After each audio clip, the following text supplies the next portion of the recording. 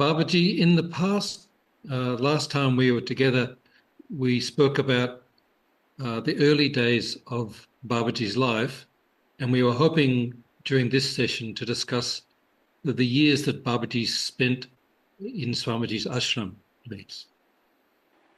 Yeah. So Baba, after Babaji had waited 3 years under his mother's direction to join the ashram, Baba wrote to Swamiji, and he was accepted to come to Swamiji in Bangalore and take the ticket, etc., to go to Dehradun. Babaji describes at that first personal meeting with Swamiji, he was so overwhelmed by Swamiji's presence, he could hardly speak with Swamiji. Could Babaji please speak about that? Yeah. It was sometime in June, July month that first I wrote to Swamiji that I want to come to ashram now, it is time. And I did not know anything about Dehradun ashram. I told I want to live in Bangalore or Adivarapeta, serve and meditate and know myself, all such things. So immediately Swamiji's reply came that you can come and stay in Dehradun ashram. This is very ideal for your stay and for your sadhana also, to look after also. So that was how that reply came. Then afterwards, finally, in October or November, I think, the person who had written on behalf of Swamiji, so he wanted me to go and meet him, and he sent me to ashram. You go to ashram, tell Swamiji that you have come to go to Dehradun ashram, and they will give you ticket and you can collect and go. I went, it was a Sunday, I remember, there was a queue. I just stood in the queue, and once I entered the hall in which he was giving darshan, and he was sitting on the dais on a tiger skin, I was totally became silent and nothing came to the brain. I think mind also became blank and didn't know what to do, just was watching him. As I went on watching, I reached his place and he touched his feet, and in between eyebrows I touched his legs, toe finger. That was my practice. It used to be whenever I went to do pranams to him. So, and then simply came out. I didn't know what to do. And I was overwhelmed. I didn't go inside, didn't again ask anything. I came back and told that person with whom I was staying, I just went and I didn't know why I didn't ask anything. I just became silent. My mind got blocked and I couldn't ask anything. And I think they also didn't recognize me or didn't tell. So I just came. Oh, that person hit his head. Oh, what type of boy you are. I told you should have told Swamiji that you have come to go to Bangalore. Next day, I think he sent me again. So you go and you speak to another person who is in the office in charge. He will make you to speak to Swamiji. So I just went and asked, and then they took me inside and I met Swamiji. I told, this is the thing. Then Swamiji said, okay, you come and collect the tickets one day before. And that was how I collected the tickets one day before I went there. And then Swamiji first thought that I might have booked the ticket.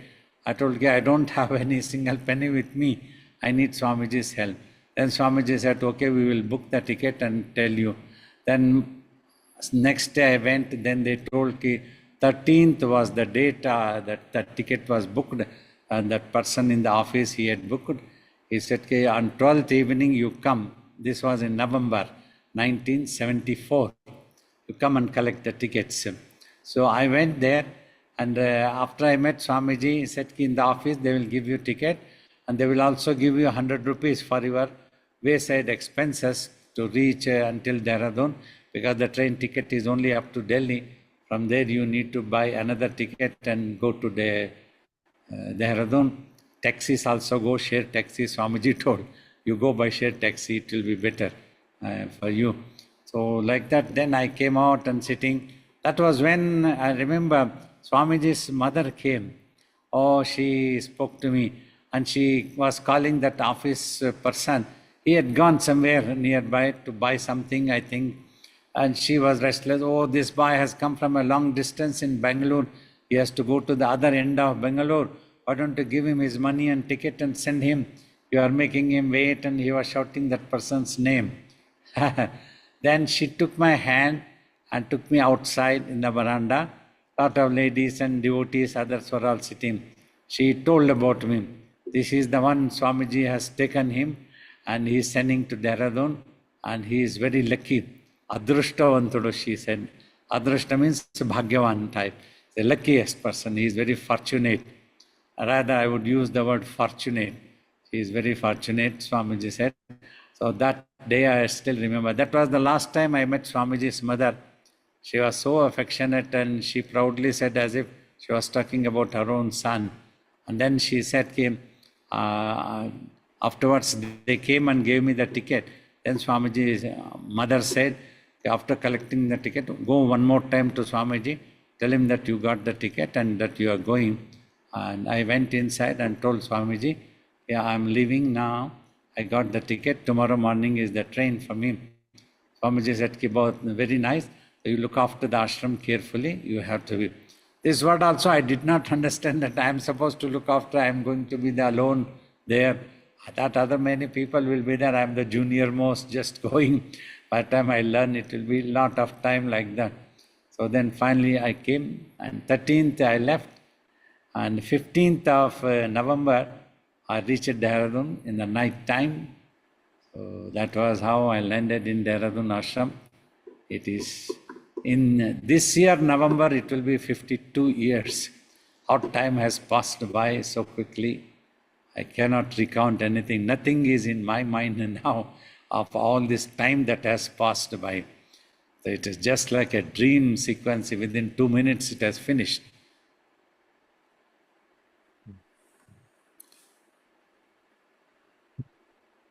So Babaji was only 20 years old at that time, and he'd always lived at home with his mother looking after him. So he caught the train and then a bus, I think, perhaps to Dehradun, and arrived there in the middle of the night. Share taxi, a cab used to carry in which you could share. Per seat also a person could go. So in those days it was 33 rupees, imagine. 52 years ago, the rate was in the taxi. For 150 rupees, you could get a whole taxi to Dehradun. That's how I got a seat and I traveled in that and reached at night. Babaji, how did Babaji feel arriving there in the middle of the night and he knew no one and wasn't even sure where the ashram was? The lady who was in Dehradun ashram was sent by Swamiji temporarily from Bangalore only to be there, because till then nobody used to be there. Only a gardener used to be there when in the absence of Swamiji. I think once a week devotees from Dehradun used to come and do bhajans and then go away. Then the whole week it used to be only that gardener known as Mali in Hindi. Gardener means Mali. So he used to be there. But then this Swamiji said, it seems an young boy coming from Mysore, he doesn't know anything. You be there for a few months with him, train him so that he can learn what he all needs to look after in the ashram. Once it is done, then you can come back.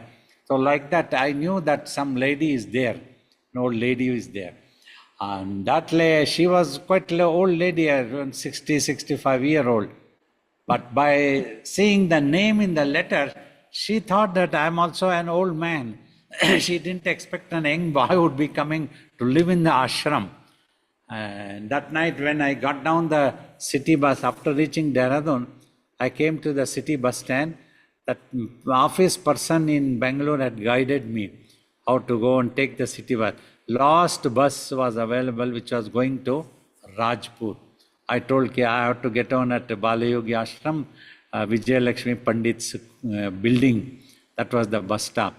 He stopped the bus and it was pitch darkness. For 1 minute I couldn't see, I didn't know which direction I have to start walking, right, left, or which way I have to go.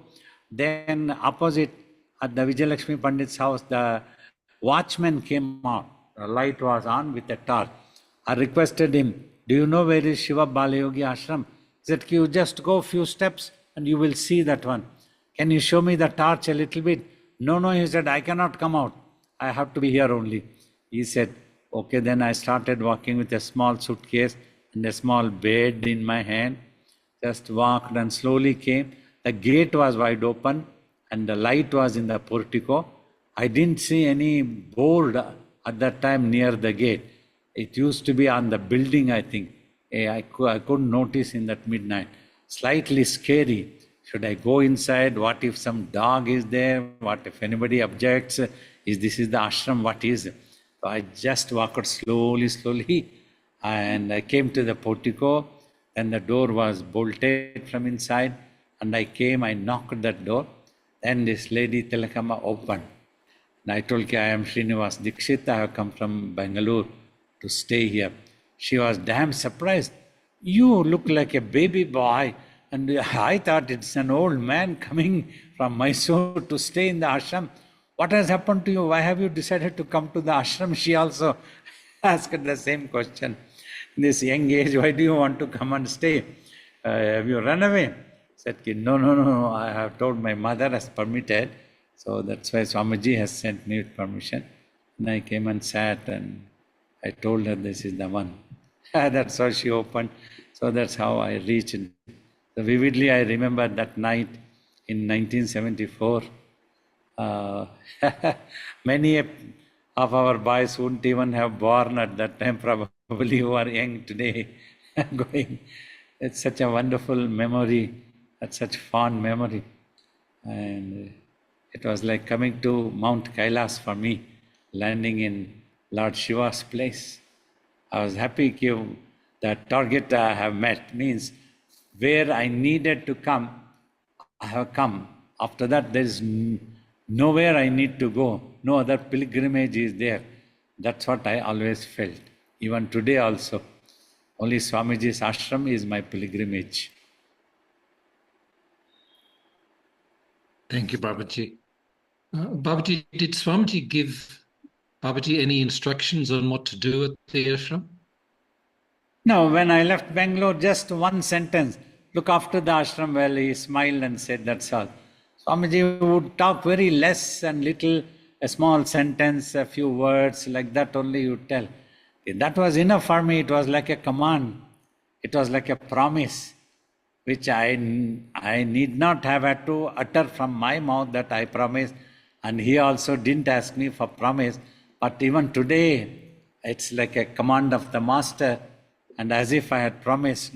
So I need to follow that instructions, that is an order.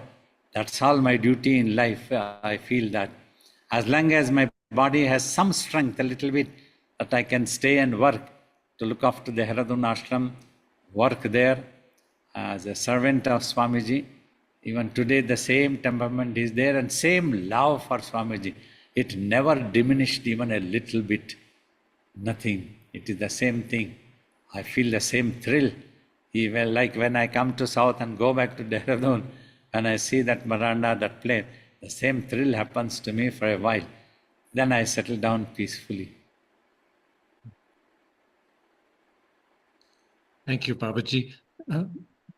Babaji, Swamiji wasn't always at Dehradun. He traveled about India and spent much of the time in Bangalore. What routine did Babaji follow at the ashram when he's by himself? So after getting up, I used to have a cup of tea and then clean up the ashram, upstairs hall with the dhyana hall, and all the steps, corridors, rooms, kitchen, everything I used to clean. Then I used to have a bath and then do the puja, then make my breakfast, then used to have breakfast like this. And after that, after 1 or 2 years, when Swamiji introduced me to Yoga Vasistha, that's when I picked up, after attending to the morning chores of puja. If any office work is there, little bit I used to do. when nothing much was there, then I used to make some chapatis, go behind, sit under mango trees used to be there. There were no buildings. It was all beautiful. Orchard was there. That's what the painful thing which has got destroyed so badly. Anyway, that used to be there. I used to read 2 or 3 pages of Yoga Vasishtha, not much. Means I didn't want to become a scholar of the book, just want to absorb the essence, what he teaches. So what is it that we need to achieve by sitting into meditation? What is it that we need to do for that liberation or for that self-realization? So like that I used to do. Then come back in the evening, and every evening I used to do 1 hour of bhajan singing. That was like an exercise, spiritual exercise for me, a sadhana. And sometimes 1 hour of meditation again, and then 1 hour of bhajan. Nobody used to be there. Very many days, nobody used to be there. Only once a week, devotees used to come and then go away. The rest of the days I was alone. I used to imagine Swamiji is sitting here, and the sages and the gods and goddesses are all sitting here. They will listen to me singing. I used to sing. So when nobody was there, I used to sing very well with all the bhava. It used to be beautiful days of sadhana. So thus the mind dwelled inside within itself. Thank you, Babaji. So Babaji, when Swamiji was in the ashram, how was the routine different then? Totally different. Early morning, 3:30, Swamiji used to wake me up. In fact, I used to usually sleep outside Swamiji's room in the dhyana hall itself, where now Swamiji's dais is there, somewhere close by only. It used to be so much of fatigue in the body. In the night, the moment I lie down, that was gone. It was like going into samadhi. I was totally unconscious. And at 3:30 around exactly, Swamiji used to come out and come near me, standing near me. He used to wear his sandals, he used to make sounds, tap, tap, tap. Several times, dhamar, I used to get up and sit. Oh, got up as if some bang has happened. As Swamiji, hey, come on, get up, ho gaya, aa jao. Then I used to quickly run down, heat some milk for Swamiji, and used to go for my washroom business, brush, teeth, everything do, then bring Swamiji's milk many times, then give him the milk. And most of the time he used to go for a walk in those days. Then ready him with all the dhoti, tie a dhoti to him, tie a belt around his waist, and then give him a coat, a long coat he used to have. My God, in that summer months, he could wear that coat. I cannot wear any such clothes, long clothes, impossible. And then put his shoes. So these shoes were the many funny things used to happen if you are shouting, and even a rush, everything. Sometimes I used to put the left leg shoe to the right leg shoe to the left leg. Sometimes I used to forget the socks inside the shoes and put just the shoes.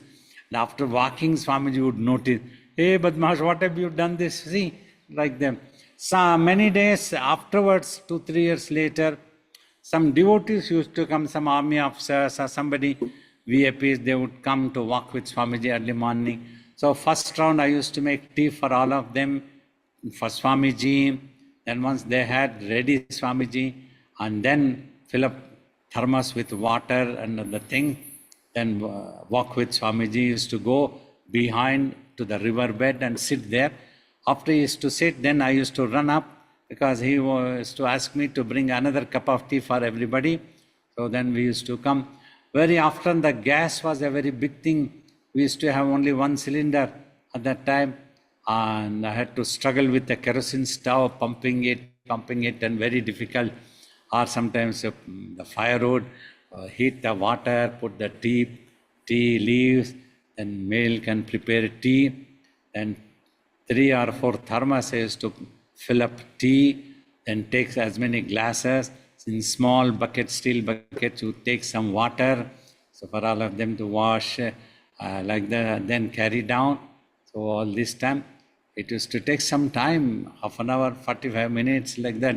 I had to be rushing, and then Swamiji would be shouting, He must be eating something. Without eating, he will not bring a cup of tea for me. It's like income tax that I have to pay him all the time. Like that used to be make fun. Those days were there. Then after having tea, then I used to quickly bring all of the cups, thermos, everything to wash. Then before Swamiji came, I had to clean Swamiji's room thoroughly, mop it and set his bed, all everything okay. Then clean, dust the hall and prepare for his massage, everything, keep the oil, everything ready. Then by then he would come. Then a couple of people used to be there who would massage him. So they were good devotees. Sometimes I also would join, or I would prepare. I used to prepare a glass of the sweet lime juice also, and then hot water for him in the bathroom. Sometimes if electricity was not there, boiler was not functioning, then we had to use the firewood downstairs, all the way from downstairs behind the kitchen. Heat the water in a big drum and then bring in buckets to Swamiji's room. Oh, it was a hell of a job like that one. Then afterwards, give bath to Swamiji and give him his breakfast.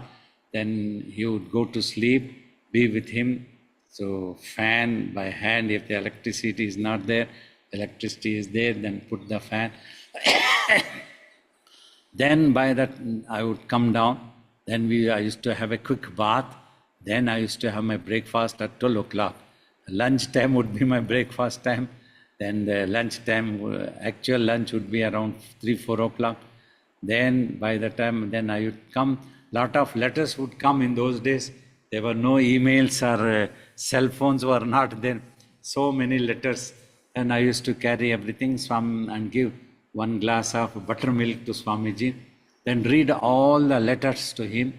And sometimes if he is talking to somebody, he would ask me just to go on reading. If I stop, hey, why are you stopping? You just read it. I can hear. Then he would listen or whatever. Then he would say, okay, you write to blessings to all of them. In one sentence, he would finish telling. Then I had to bring and sit in the office table. There was no formal office there. A small table used to be there in a corner. I would sit and go on writing. Somehow by nature, I used to feel compassionate to all those devotees who would write such letters. If from distance, long distance, different parts of the country, they write all their sadness or their prayers or wanting this or that. And I used to compassionately write to them, inducing faith. Have faith, Swamiji has listened to your letter fully. He understands, he has conveyed his blessing. His blessings will always be there. Have faith and devotion. Like this, encouraging them. I used to write so many letters I used to write. It would take a couple of hours more, so like that would go time. Sometimes in between, it was so fatigued and I was sitting somewhere there on the ground. I used to go to sleep half an hour, 1 hour, then again 4 o'clock, take him his tea, evening tea, any small snacks, and then prepare for the evening satsang, bhajans, everything, and prepare everything. Then if devotees had arrived, then come inside, bring Swamiji and sit. So in between these funny things and enjoyable, just used to happen that I used to go inside Swamiji's room again after making him sit on the dais. That was time, sometimes I used to have sweets, sometimes the water used to come in the pump. Then I used to fill up all the buckets and drums in Swamiji's bathroom, full water, everything fill up so that we could use it later, but needed until tomorrow, next day morning. Then I would come and sit. I also had to sing, would join. But then after the Arati was over, prepare prasad, everything ready. By the time Swamiji opens his eyes, it needed to be ready. If it was delayed, he would shout, what are you doing all these things? That he would shout, means go on shouting. Everybody would be shocked. What happened? So the Arati was over. Then I used to wake him up with the towel, pressing his eyes and face, everything. So before that, I had to keep the prasad ready. He would to open his eye, then give the prasad in his hands. He would bless and give to some devotee to distribute that one and stand next to him. Because then devotees were allowed one by one to come and pray to him, convey their problems, anything. Then Swamiji would instruct. Many times I needed to interpret Swamiji's language. And then whatever Swamiji told, I had to give the vibhuti to them all the time standing. So after all that darshan, everything was over, then make Swamiji sit outside in the balcony, then go and bring Swamiji's dinner. After half an hour, 45 minutes, some devotees would be sitting, gossiping there with Swamiji. My job is to go down and bring food, make it ready. After bringing the dinner, tell Swamiji, dinner has come. Sometimes he used to sit outside in the balcony. Sometimes he used to come inside the room if many devotees were there. Then he would tell ki, make all of these people go and sit and eat and put their flats by then and then come back to me quickly. So take all the devotees downstairs, make them sit and ask the person to make some more rotis. He would reluctantly, broodingly, he would make some rotis. So then put them rotis and then come back again to see Swamiji had finished to wash his hands, everything like that. And afterwards, almost everybody used to retire. And that was the time Swamiji spoke some philosophical truths walking on the balcony. I used to be with him until midnight, another 1 or 2 hours. Sometimes he used to talk on his own. Sometimes if I asked, he would answer. That is what the teachings comes from me now, in all the question answers, in all the teachings, everything. So by the time he would go inside the room, it would be 12 or 1 o'clock sometimes.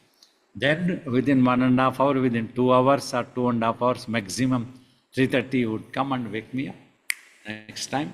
So there was no time to think anything, no time to feel anything, no time to experience anything else. No experience of the world, no experience of the surroundings, no experience of people would be coming to the ashram. Like that, the mind was simply quiet and preoccupied with whatever I had to do attending Swamiji. That sounded like a beautiful meditation sadhana, like watching type. Watching means here, I was not closing the eyes or watching, just kept quiet and went on doing. The mind was quiet, not noticing outside world, nothing was there. And in between, whether he was shouting, anything happened, I had to be smiling and laughing with the devotees who used to come also, look after them also. So like this is just a little bit of taste, a glimpse of how it used to be. And so many things would happen. Sometimes I had to go to town also if a gas cylinder was finished and the person would tell ki it is finished and I didn't know how to go. I had to take somebody's help sometimes or some go by in a bicycle, go to a long distance and try to bring that, requesting those people that mass feedings are happening in the ashram, I need a cylinder. Because another cylinder the general would take away. We had only 2 cylinders. So managing with 1 cylinder was the most difficult. Every 1 week, within 1 week the gas used to finish. So I had to go again and bring. That was I don't know how I managed. I cannot believe that I did all those things now. It looks like it was only a dream that I used to have, to go and bring the cylinder from a long distance. Sometimes if some devotee had a car, they would help. I would request them. They would take me with them and then bring it also. So that was how the things. And sometimes you go to market, needed to bring anything. So if Swamiji had any work, he had told, go there and get everything done. Go to bank, anything needed. It was, I don't know, energy, I cannot talk. How did it come? Definitely there used to be so much of fatigue.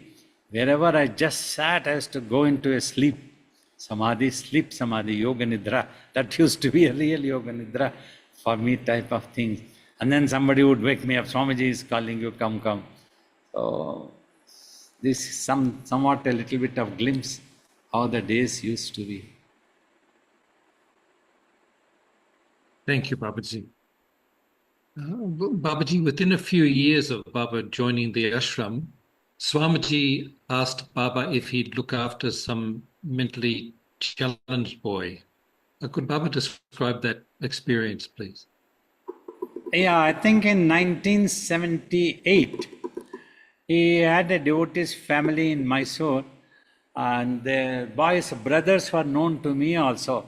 I had met them several times in other satsangs and bhajan type. Then when Swamiji came, One day in 1978, he told me, this boy is very violent to the family members in their home. They have kept him like a zoo animal in a room locked, and they are so scared of him. He becomes very violent. They keep the plate of food and then come out running quickly and lock it so that he doesn't come and beat them up. He has not allowed them to shave his face also. The beard has grown. I have told them that if he comes to the ashram, he will be all right. Long ago I told, when I first time went to Mysore in 66, Swamiji, remember, they had brought this boy. I told him if he comes to ashram, he will be all right. I think now is the time, because you are here. Until now there was nobody who could look after him. If you agree to look after, then I will send him with you here. Then I said, Swamiji, if you want, I will look after, no problem. But you must bless me, I don't know how. I will look after. I never said no to Swamiji. That thing was not in our dictionary, to say no or to argue with him. If he said, that's it, finish. Just. And the mind also wouldn't brood or ask anything why I should be doing. He's saying and doing, because the mind used to be so mesmerized, overwhelming, silent used to be there. He just said, you look after. I said, okay, that's it. Then at that time only Swamiji told this story. He used to tell in his own style. There was one guru self-realized, and he had some devotees. One day, to test his disciples, in those days gurus used to go on trekking and would camp on the outskirts of a village in the evening. Then the disciples would go inside the village, beg for alms, then bring some food in alms, and first feed the guru, then they all would share the rest of the food and eat it like this. But this time Guru, several days he went on walking and never stopped at any village at all. Day and night they walked. So all the disciples wouldn't dare that they were hungry to tell they were hungry, or tell that the Guru need to stop and they all need to rest. They all keep walking. So after 4 or 5 days, they are walking in a small forest area on the outskirts of the village. There was a dead dog with foul smell coming. Then looking at the disciples, the Guru said, hey, you all are hungry. Come on, eat this dog. Oh, then all disciples, chi.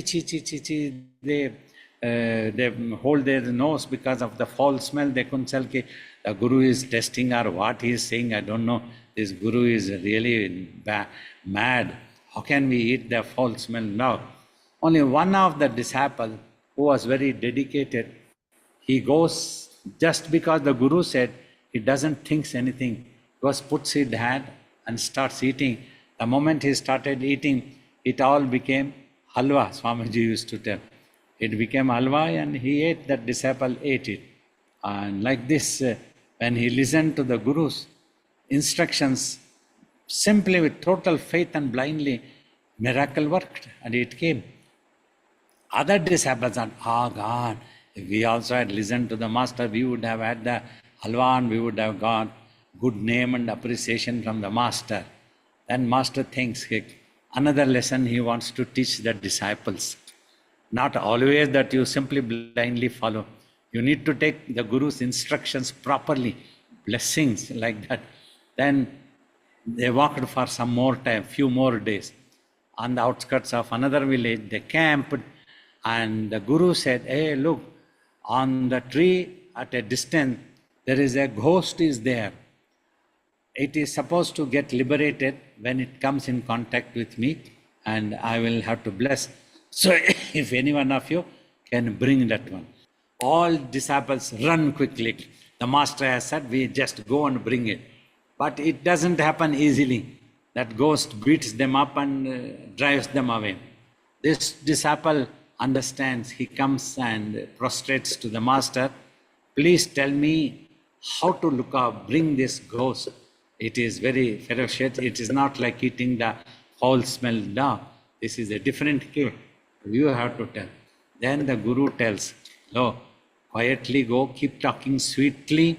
Suddenly catch hold of the hairs of the ghost. then it will come to you, he said. Then ghost comes and the Guru liberates it. Like this, Swamiji told this story. And this is the story here. If you also listen, you will get blessings. And that boy will not be violent with you, he will listen to you. And you do one thing, I will tell that trick also, even without you asking.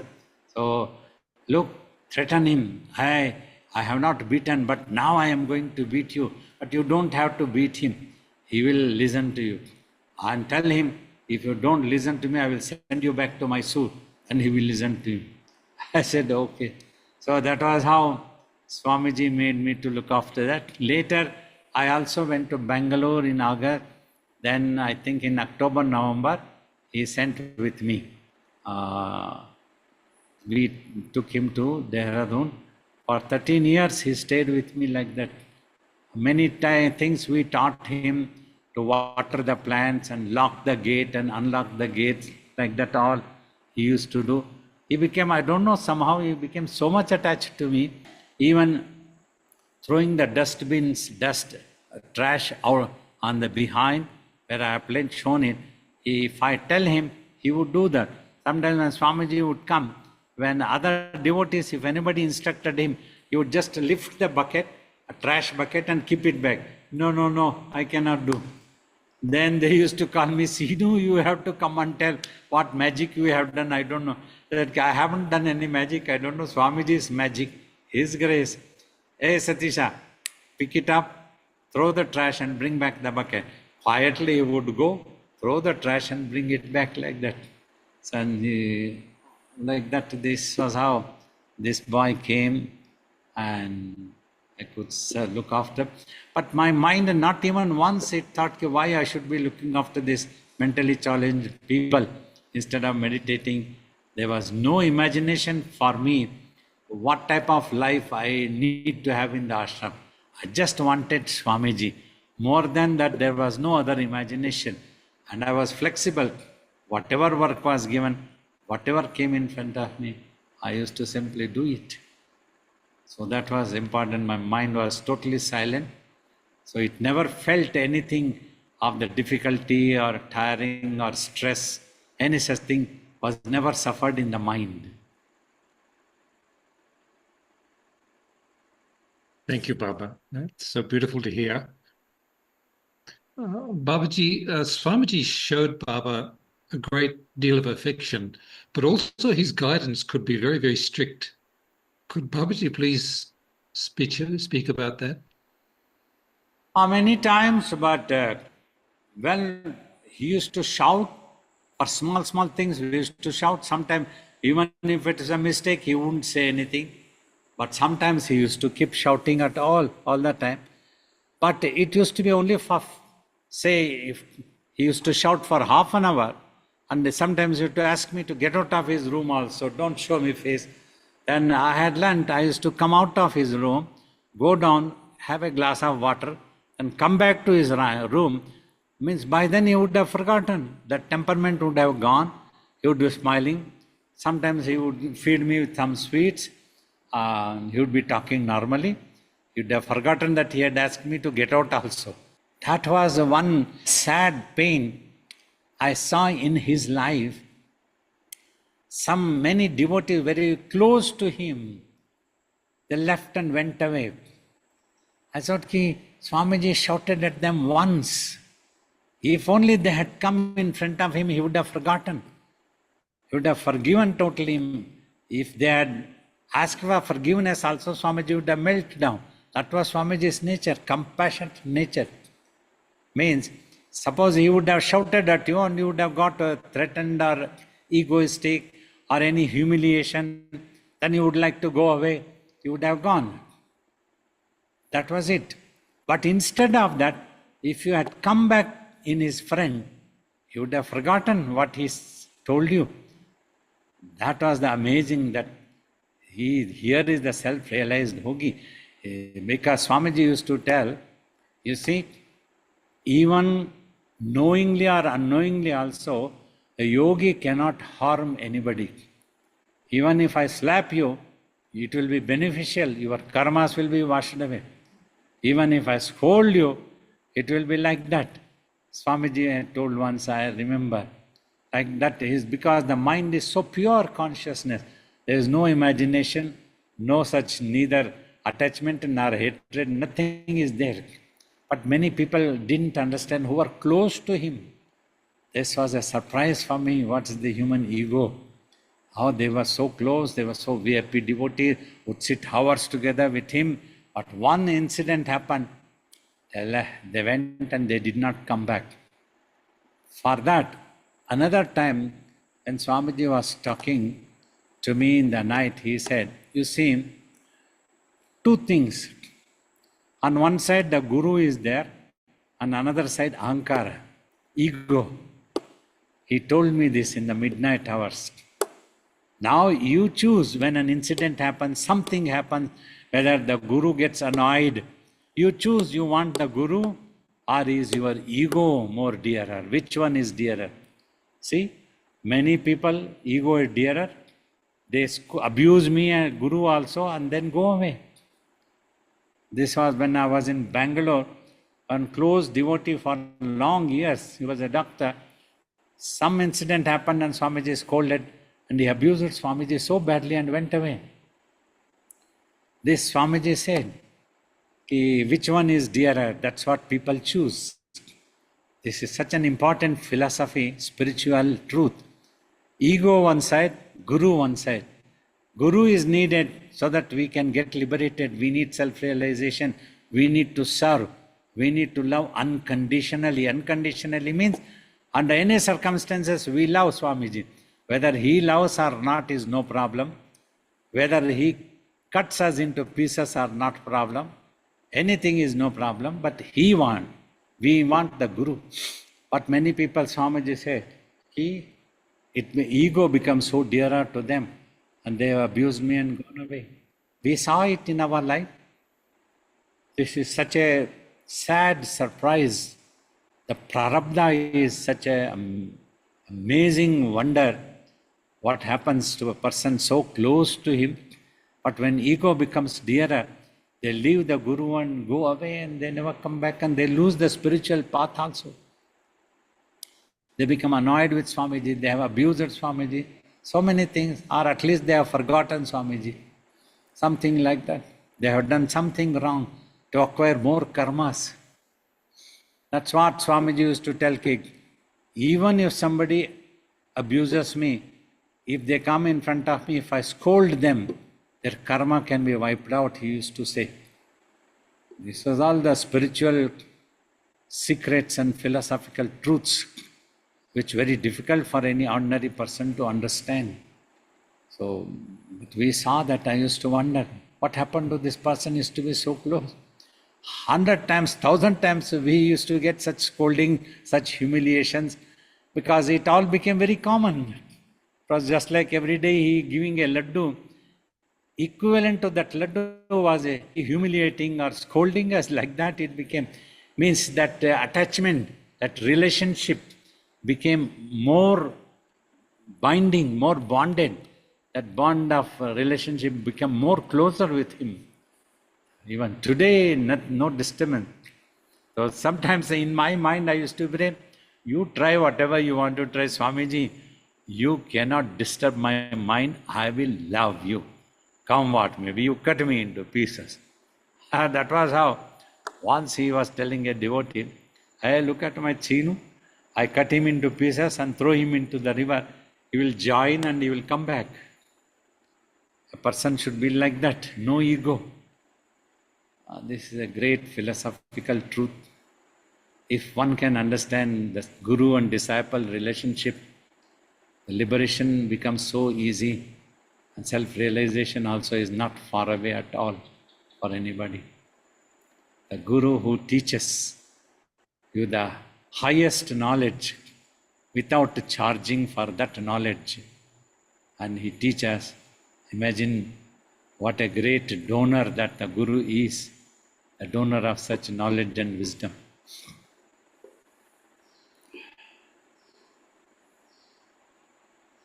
Thank you, Baba.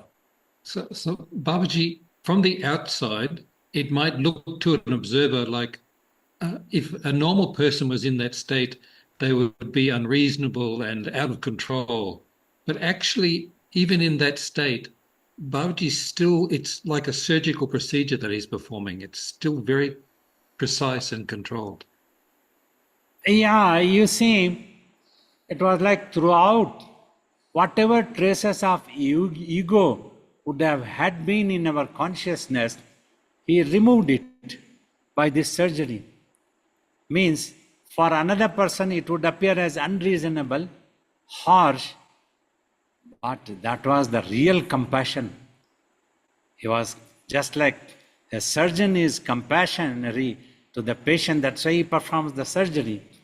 Like the Guru is compassionate, that's why he performed that surgery.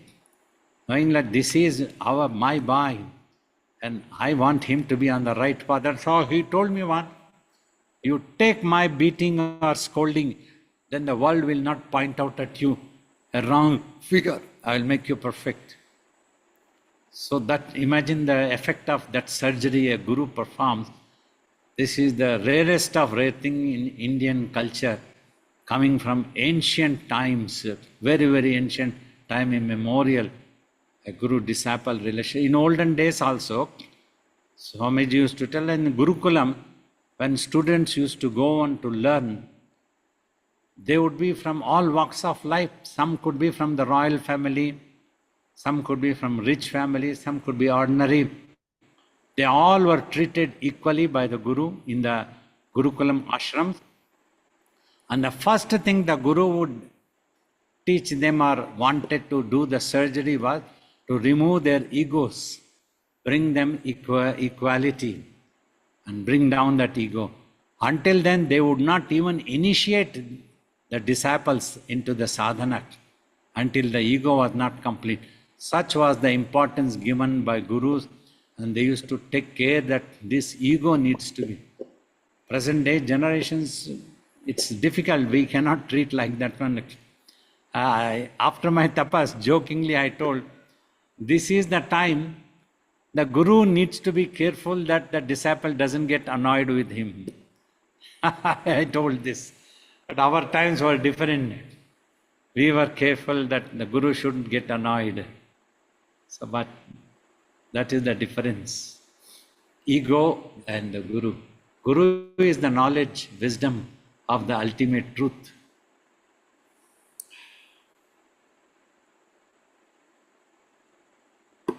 Thank you so much, Baba. Babaji, we do have some more questions, but we had several people raising their hands. I wasn't quite sure which. Babaji, I could see it's already 6:47. 47 minutes has gone. I just thought maybe 15-20 minutes, let me see, and suddenly I realized 47 minutes has gone. We both discussing this matter. Very lovely questions. Thank you. I think we can take some questions for 10-15 minutes, whoever has risen the hand. Thank you, Babaji. I have two questions. The first one is a short one. You just mentioned some time ago today about Mount Kailash. I've heard many things about Mount Kailash, but what is, in your opinion, what is there actually? Why is it a sacred mountain? Since ancient times, it is believed it to be the abode of Lord Shiva. For those people who are on the devotional path, though in the oneness Advaita, the divine Shiva is all pervaded, but his abode, Mount Kailash. So that mountain also is very sacred to Hindus. Always, that is the thing. Once you consider a thing as a sacred, that is sacred. That is like Mount Kailash, Lord Shiva's abode. Lot of stories could be there. As I told always, I am not a scholar. I haven't gone into reading big stories. But this is the belief and faith, devotion. Okay, Baba. Thank you. The second question is, could you please explain, Baba, what is the soul? How is the soul related to Paramatman or the Supreme Consciousness?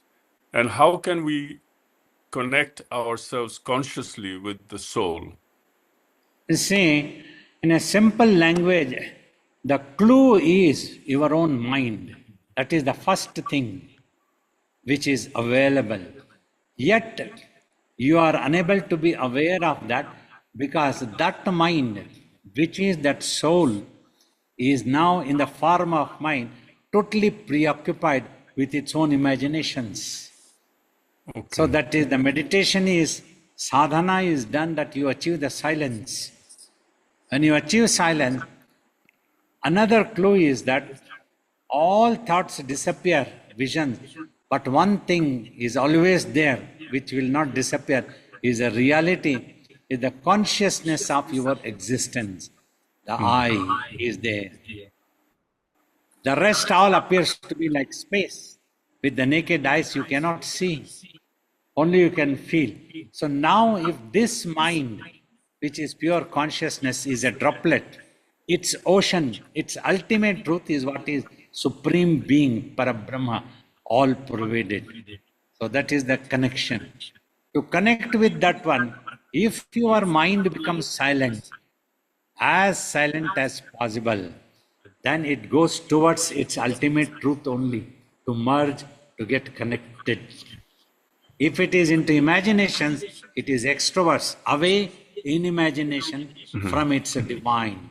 If it becomes quiet, then it goes to its ultimate truth. That is how final realization happens. The seer and seen disappear. This is the clue that is in front of you.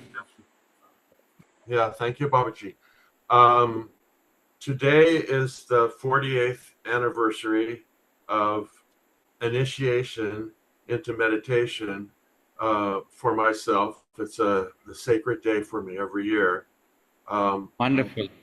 Yeah, I was living in Canada and reading about this guru, and I wanted to see him in person. It was very important. So I purchased a one-way ticket.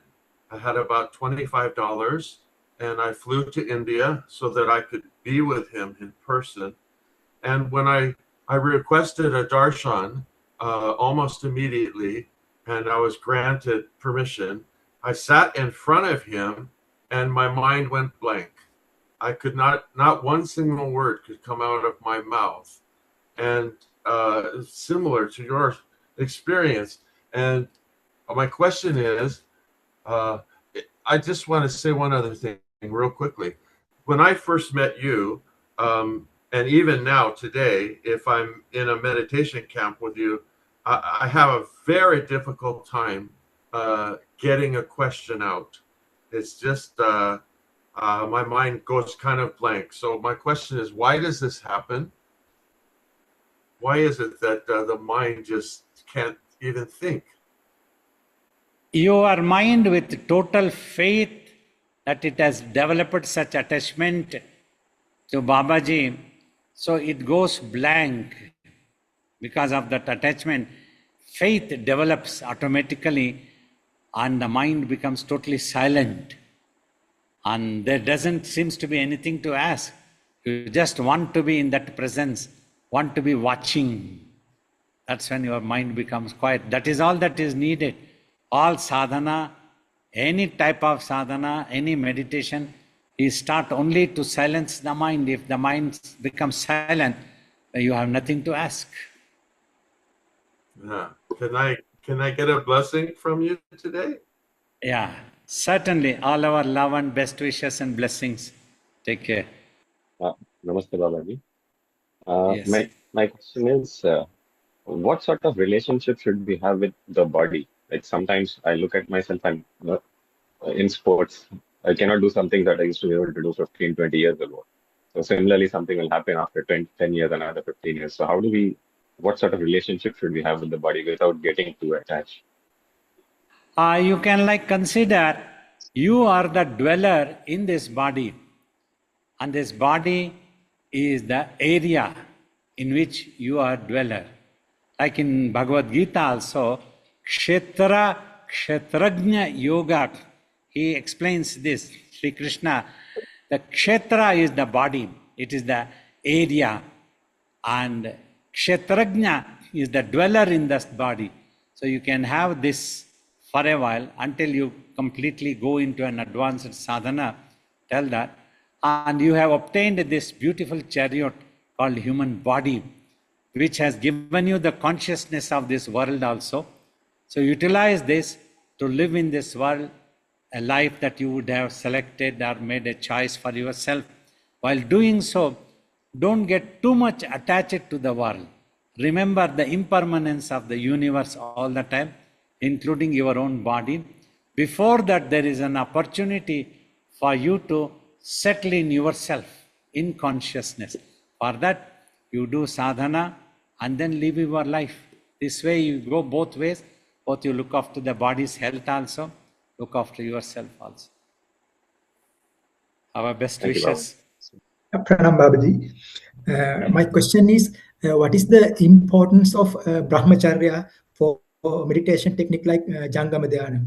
Because I have read many books of Swami Shivananda Saraswati. He specifically told about that without protecting brahmacharya, it is difficult to attain highest spiritual sadhana like the Kundalini awakening and Nirvikalpa Samadhi. So what is your thought about this, and what is the teaching of Swamiji's teaching in this regard? Swamiji particularly did not touch this topic, but he told you just go on meditating. On your own, you will understand the limits of physical body, limits of this world. You will know where to stop, when to stop.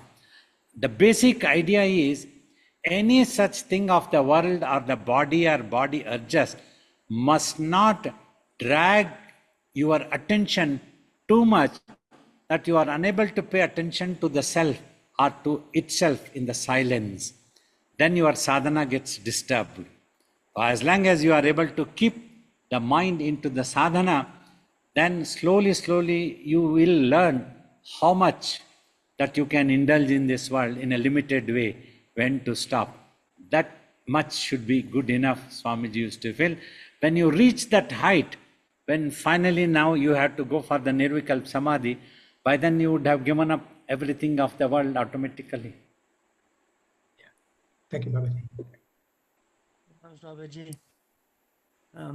So when I saw this topic the other day in the email, I thought to ask you because I had seen so many early videos of Swamiji and pictures of him with his mother, Parvatama.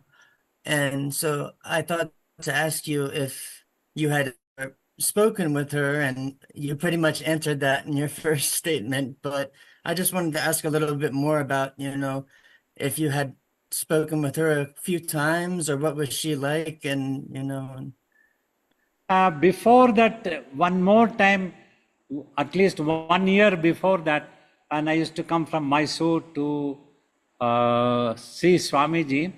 Once I was sitting in the veranda, I had already taken initiation, and then that day my friend wanted to take an initiation. He went inside.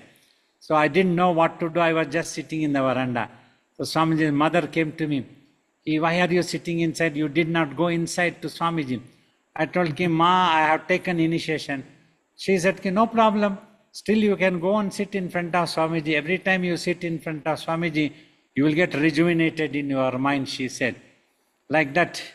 And I have seen her in action during functions. She used to be just like an ordinary devotee, never any speciality. And Swamiji also used to tell, she used to tell, just give me a little bit of space in your ashram, that is enough for me. And she would work as a volunteer, cleaning the vegetables, cutting the vegetables, carrying rice on a basket from one place to another place, just mingle with the volunteers, devotees, inspire them, look after all the work.